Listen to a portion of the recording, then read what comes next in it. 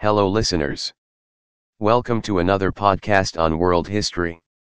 Today I will talk about decline of the Maurya Empire, which falls under the Maurya Empire. This content is about to describe the factors that contributed to the decline of the Maurya Empire. So, let's get started. Decline of the Maurya Empire. The Sunga dynasty usurped the Maurya dynasty, and parts of the empire were incorporated into the Indo-Greek kingdom. A 50-year succession of weak kings followed the reign of Ashoka the Great, the Indian emperor of the Maurya dynasty who died in 232 BCE.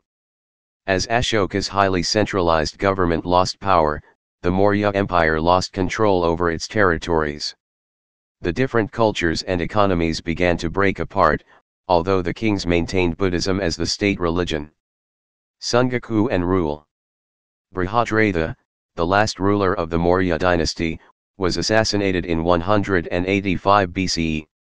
The commander-in-chief of his guard, Brahmin general Pushyamitra Sunga, killed Brihadratha during a military parade and ascended the throne. He established the Sunga dynasty, which prospered from approximately 187 to 78 BCE.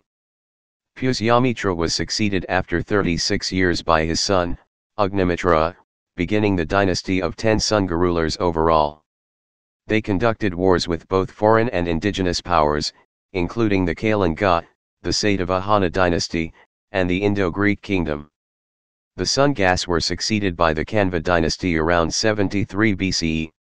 Sunga rulers helped establish the tradition of royal sponsorship of education and the arts at a time when some of the most important developments in Hindu thought were taking place. The Mathura art style took hold during this time, and many small terracotta images, larger stone sculptures, and architectural monuments from the Sunga period are still in existence. Sunga and Buddhism. The Sungas favored Hinduism over Buddhism. Buddhist sources, such as the Ashokavadana, an Indian Sanskrit text describing the birth and reign of Ashoka the Great, mention that Pushyamitra was hostile towards Buddhists and allegedly persecuted members of the Buddhist faith.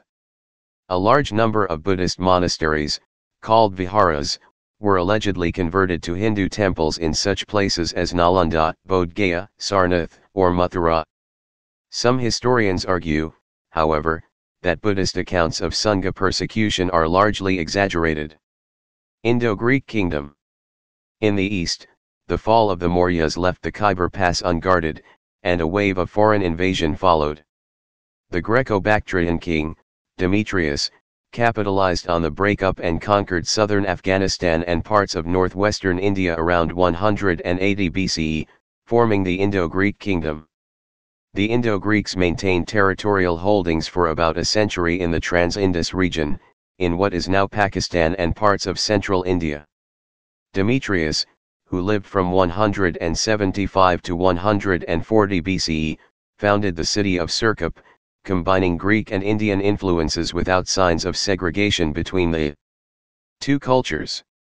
The Greek expansion into Indian territory may have been intended to protect Greek populations in India, as well as to protect the Buddhist faith from the alleged religious persecutions of the Sungas.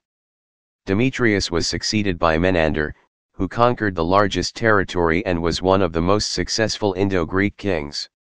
His coins that have been discovered are the most numerous and widespread of all the Indo-Greek kings.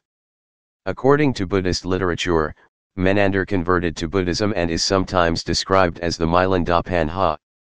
He helped Buddhism flourish and established the new capital of Sagala. In Indian literature, the Indo-Greeks are described as Yavnas in Sanskrit, or Yonas in Pali, which are both thought to be transliterations of Ionians.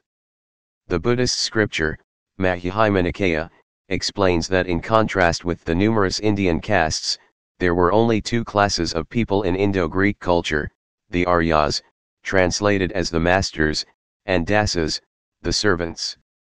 Indo-Greek Fall. Throughout the 1st century BCE, the Indo-Greeks progressively lost ground to the Indians in the east, and the Scythians, the Uezi, and the Parthians in the west. About 20 Indo-Greek kings are known during this period, including last known Indo-Greek ruler, Strato II, who ruled in the Punjab region until around 55 BCE.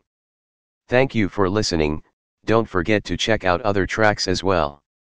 Show your love by hitting the subscribe button and do like, comment and share, to spread knowledge. See you next time. Till then, keep learning for fun.